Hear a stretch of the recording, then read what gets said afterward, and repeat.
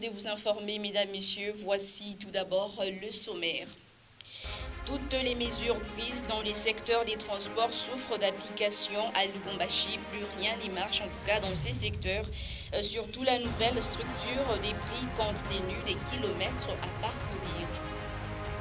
Et en sport, le TP Mazembe reçoit ce mercredi 2 novembre 2022 Royal AM d'Afrique du Sud pour le compte du deuxième tour des barrages des éliminatoires de la Coupe de la CAF.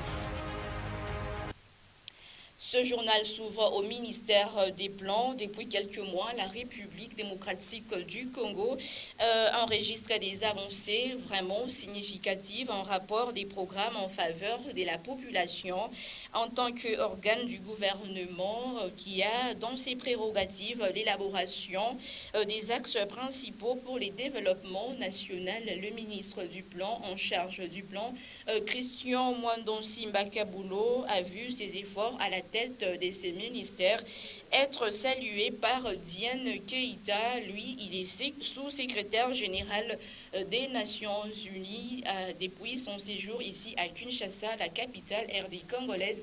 Célestin Moganda du Donné Kanina. Mardi 1er novembre 2022, c'est un cortège inhabituel qui fait son entrée au ministère du Plan. À son bord, Diane Keïta, sous-secrétaire générale des Nations Unies et directrice exécutive adjointe du Fonds des Nations Unies pour la population à séjour à Kinshasa. Accompagnée de la directrice générale de l'UNFPA et du représentant résident, Diane Keïta est venue féliciter de vive voix le ministre d'État et ministre du Plan, Christian Mwandonsi Mbakabulo, pour une bonne politique nationale des populations dont la République démocratique du Congo fait montre, et aussi des efforts fournis pour la mutualisation des opérations de recensement général de la population et de l'habitat. Je viens d'avoir le privilège de rencontrer son Excellence, Monsieur le ministre du Plan. Nous l'avons invité en termes de travail qui se fait au niveau des objectifs de développement durable, de s'engager davantage avec nous au sein du système des Nations Unies pour nous assurer que lors de l'Assemblée générale prochaine, la RDC soit prête à présenter son programme de développement et les défis qui vont avec. Diane Keïta, sous-secrétaire général des Nations Unies, a aussi réaffirmé le soutien de l'ONU pour le rétablissement de la paix dans la partie est de la République démocratique du Congo qui connaît des mouvements de population à cause des guerres à répétition. En tant que sous-secrétaire général des Nations Unies, la paix, la sécurité sont absolument importants ainsi que l'assistance humanitaire. Par tous les moyens, il faut que la paix revienne dans l'est du pays. La paix est essentielle au développement pour permettre aux populations de regagner leur place naturelle. Et nous, Nations Unies, nous restons à la disposition de la RDC pour faire toujours mieux, toujours plus en faveur des populations locales. Christian Mwandonsi Mbakabulo, ministre d'État en charge du plan, a reçu de son hôte l'invitation pour participer en avril 2023 à la Commission pour le développement afin de préparer la revue du programme de la conférence internationale sur la population. À l'issue de cet entretien avec le planificateur du gouvernement, Diane Keïta, sous-secrétaire général des Nations Unies, est reparti rassuré. Et puis, en bref et en image, après les troubles enregistrés la journée du lundi 31 octobre 2022, il s'agit d'une accalmie tout à fait enregistrée ce mardi 1er novembre 2022 sur les différentes lignes des combats entre les forces armées de la République démocratique du Congo et les combattants du mouvement M23 appuyé par le Rwanda. Et c'est le cas de Mageba, au nord de Kiwanja et Rugabi, au sud des Rutshuru, où des affrontements ont été signalés, comme je le disais tantôt, la journée du lundi 31 octobre 2022. Vous l'aviez sans doute suivi au sommaire de cette édition du journal. À Lubumbashi, plus rien n'y va. En tout cas, dans les secteurs des transports, toutes les mesures prises par les autorités sur la régulation de ces secteurs souffrent d'application. C'est le cas de la nouvelle structure des prix compte tenu des kilomètres à parcourir. Édouard Kankou signe ce reportage. Le transport à Lubumbashi est toujours sujet à polémique sur toutes les lèvres. Et plusieurs mesures qui ont été prises pour assainir ce secteur sont restées lettres mortes et souffrent d'application.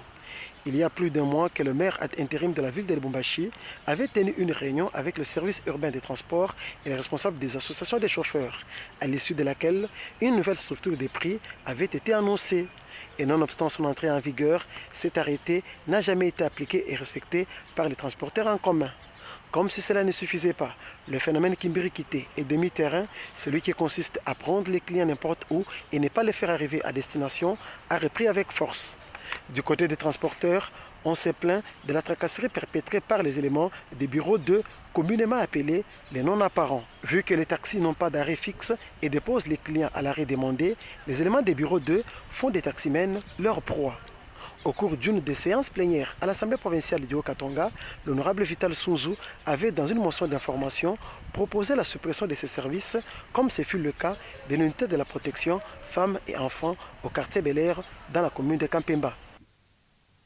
Tout à fait autre chose à présent, situé dans la commune de La Rouachi, le quartier 3 est buté à un sérieux problème d'eau potable. Face à cette difficulté, la population recourt toujours aux bornes fontaines. L'activité prend de l'ampleur et constitue une source de revenus pour eux. Ben Kaimbe est passé dans cette commune et nous propose ce reportage. Ils sont peut-être les plus avantageux du quartier 3 à La Rouachi. Les transporteurs de bidons d'eau font bon marché.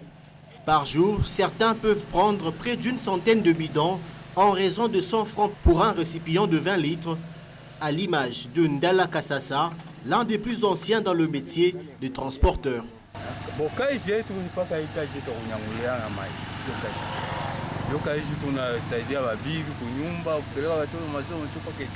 Dans cette partie de La Rouachi, les puits forêts sont les seules sources d'eau potable. Alfred Kiamuteba est gérant d'une borne fontaine. Parfois, on a 3000 bidons par jour. Et peut-être 2000, parfois peut-être 1000. Donc ça dépend par rapport à besoin. Et pour les habitants du quartier 3, ce sont des dépenses qu'il faut engager afin de trouver cette denrée vitale.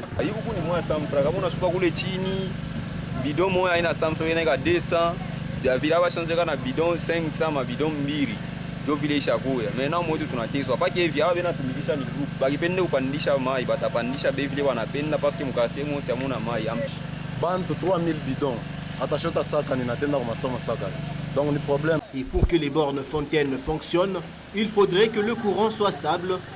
Dans la plupart des cas, ce sont des générateurs qui sont utilisés pour alimenter ces sources d'eau. L'unique puits de forage serait aussi en panne et donc c'est une souffrance de désert pour certains habitants du quartier 3.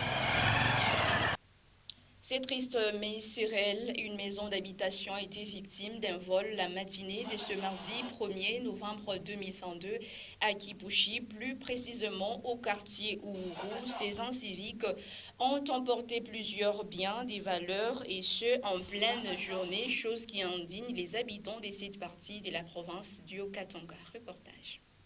C'était en pleine journée que certains biens de cette maison ont été volés. C'est notamment un poste téléviseur, les ordinateurs et quelques habits. Le couple propriétaire de ces domiciles n'a constaté que les dégâts après le retour de l'église. John Chibanda, le mari, explique le fait.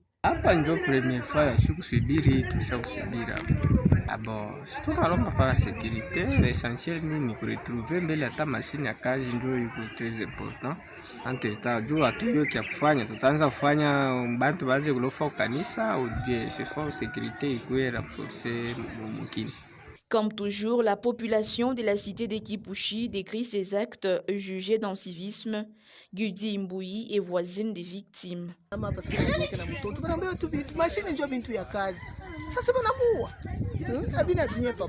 Janine Kassika, une autre voisine du couple victime, fustige la recrudescence des cas de cambriolage.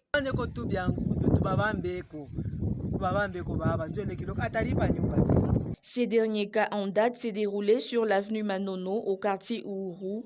Cette nouvelle forme d'insécurité en plein jour qui s'installe à Kipushi inquiète plus d'un. Parlons sport dans cette édition du journal. Le TP Mazembe reçoit Royal AM d'Afrique du Sud. Déjà le mercredi 2 novembre 2022, un match test pour Bonfil Miayo et son staff qui sont aux commandes depuis quelques jours seulement. Face à cela, les Corbeaux est resté positif avant ce match de deuxième tour des barrages des éliminatoires de la Coupe de la CAF. C'est un reportage de Pascal Mwangala et Meshak Kaimbe. Pour un retour une année après sur le banc des Corbeaux, Bonfil Miayo va peut-être diriger le match le plus important de la saison des Corbeaux ce mercredi 2 novembre 2022 contre les Sud-Africains de Royal AM. Le coach congolais s'est d'ailleurs voulu positif face à la presse la veille de match. Le fait déjà d'être là, moi je crois que c'est quelque chose de motivation pour le joueur, parce que la majorité c'est des joueurs que je connais et ils me connaissent. Moi je crois que moi ainsi que tout mon staff, il y a Andy Foutila qui est là à mes côtés, il y a Robert qui est là. Donc le plus important c'est de faire mieux. Faire mieux, c'est gagner ces matchs-là qu'on va jouer demain avec la manière. Faire plaisir à la famille Mazembe, c'est ça que Miayo s'est visiblement fixé comme objectif. Depuis mon arrivée à la tête de cette équipe de Mazembe, je ne fais que jouer de matchs. On n'a pas eu assez de temps pour préparer correctement l'équipe. Mais bon, on les fait dans le peu de temps que nous avons. On essaie de mettre en place pas mal de choses qui tiennent jusque-là et on continue toujours. Et voilà, on va essayer de donner le maximum. Comment séduire le public d'entrée de jeu et avec quel joueur réaliser cette mission? Le coach congolais n'a rien dévoilé aux curieux journalistes. Côté supporters, par contre, la mobilisation serait totale pour remplir le stade Kamalondo dès l'ouverture des portails à midi. En sport toujours, mais cette fois-ci, parlant du TP Mazembe Dam, les Corbeaux ont dominé les Égyptiens des Wadi Delka 1-0. C'est encore et toujours Merveille Kanjinga qui a marqué l'unique but de la victoire. Regardez. Kanjinga gets ahead to it and Tout-Puissant Mazembe draw first blood here. Quand Merveille Kanjinga est en forme, le tout-puissant Mazembe brille aussi et c'est un signal fort que les Corbeaux d'Âme ont lancé à Marrakech ce lundi 31 octobre 2022 pour leur première sortie en Ligue des Champions. Les filles de Jeff Kapondo ont simplement été réalistes et la 7e minute était déjà la bonne pour ouvrir le score. Vukulu joue un corner à la rémoise. Le centre de Kabakaba Naomi qui s'ensuit est simplement parfait. Pour une tête imparable de Merveille Kanjinga, Mazembe ouvre le score sur sa première occasion du match.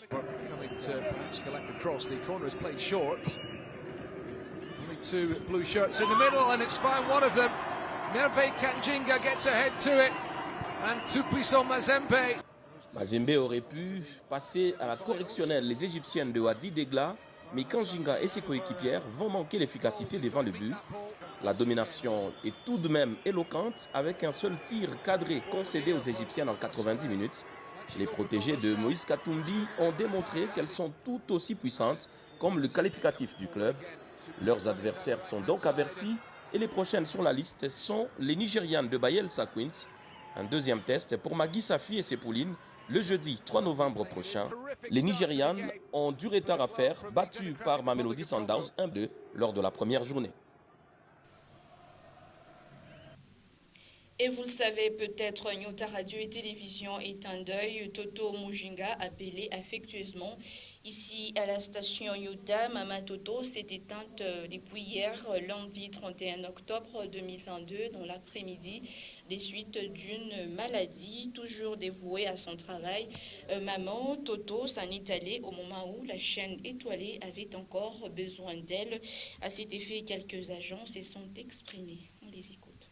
Souvent, si quelqu'un meurt, c'est à ce moment-là que tout le monde veut dire bien de lui ou d'elle.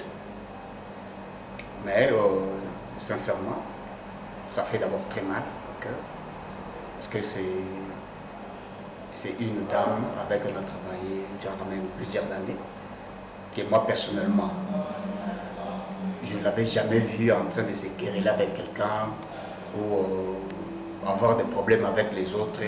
Non, c'est une personne avec qui on a vécu pendant un bon moment ensemble, qui savait au moins respecter tout le monde, que tu sois grand ou petit, sans problème. Elle faisait très bien son travail.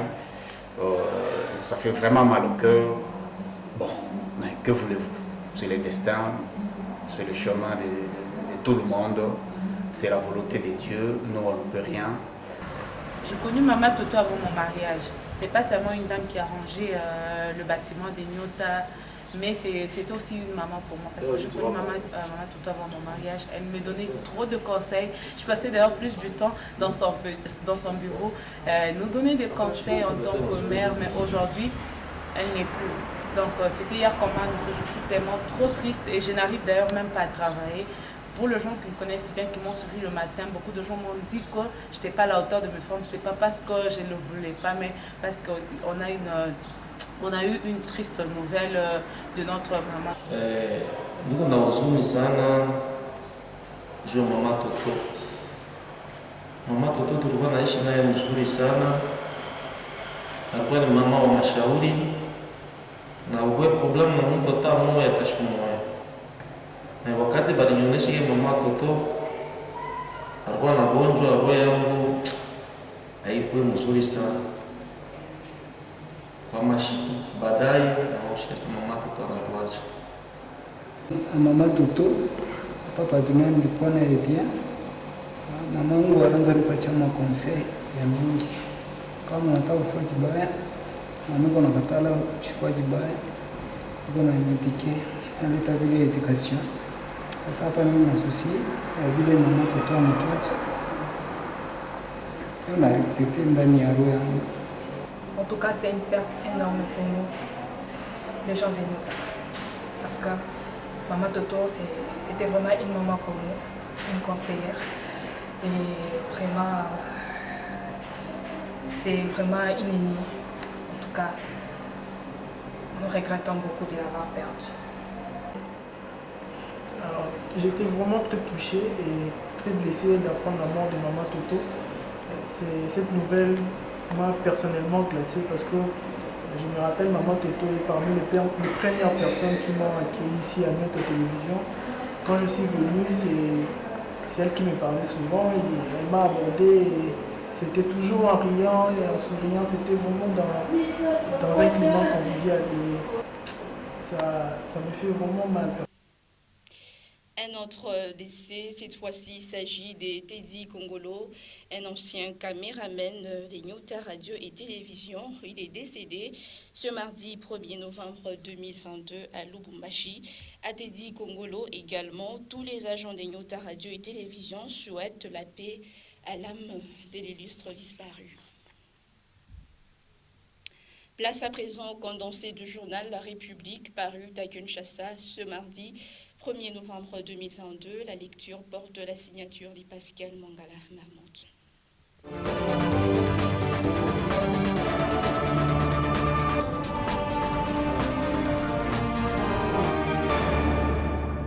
Soutien rwandais au M23, l'ambiguïté de la position américaine révélée par une phrase suspecte. Un article de Omer Ntsongo Dielema que le journal La République, numéro 1306, paru à Kinshasa le lundi 31 octobre 2022, reprend dans la rubrique La Plume des Autres sur sa page 8. Bienvenue, mesdames et messieurs, à votre lu pour vous, sur votre chaîne. Le mal dit, c'est le dépit exprimé par l'ambassadeur Roger Hout. Certainement, après avoir passé des heures à débattre dans la question sécuritaire dans les Grands Lacs, avec en toile de fond l'agression rwandaise via le M23, il déclare: comme c'est souvent le cas, nous avons passé beaucoup de temps aujourd'hui à parler des solutions militaires à un problème politique.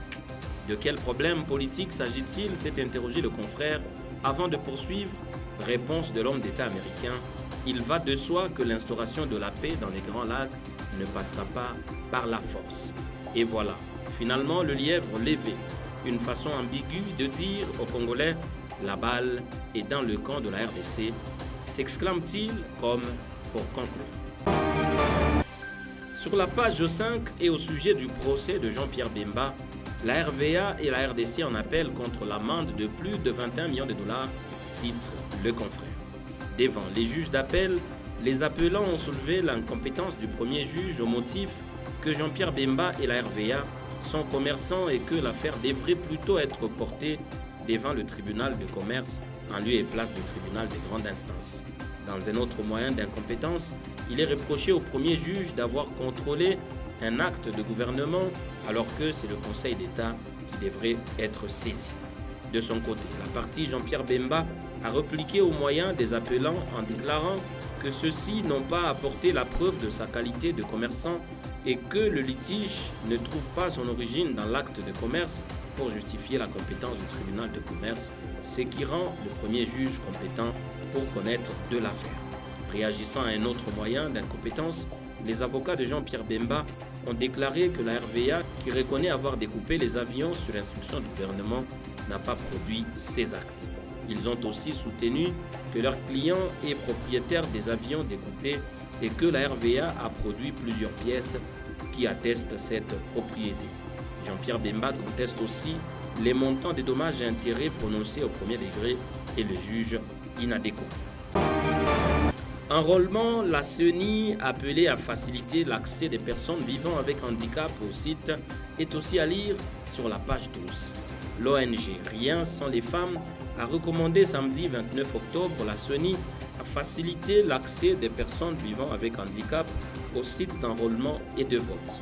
La présidente de cette structure, Fifi Bakata, a fait cette recommandation lors de l'atelier organisé par la centrale électorale à Kinshasa. Cet atelier a également voulu contribuer à l'accroissement du taux de participation des femmes, des peuples autochtones ainsi que des jeunes au processus électoral, notamment dans les opérations sur la révision du fichier électoral. Un mot de culture pour finir, et c'est sur la page 10. 2 artistes congolais sélectionnés pour participer au Montreux Comedy Festival, renseigne encore le confrère. Cécile Djunga et Jean-Claude Mouaka, 2 humoristes de la RDC, ont été sélectionnés pour participer au Montreux Comedy Festival en décembre prochain en Suisse. Ces jeunes artistes ont été retenus parmi 8 artistes africains après un concours organisé vendredi à l'Institut français de Kinshasa lors du concours Mon premier Montreux. Et c'est la fin de ce lieu pour vous sur votre chaîne et dont l'intégralité du journal est à retrouver sur www.nyota.net. Merci mesdames, merci messieurs de l'avoir suivi et surtout, tâchez de quitter cette terre en l'ayant rendu un peu meilleur que vous ne l'aviez trouvé.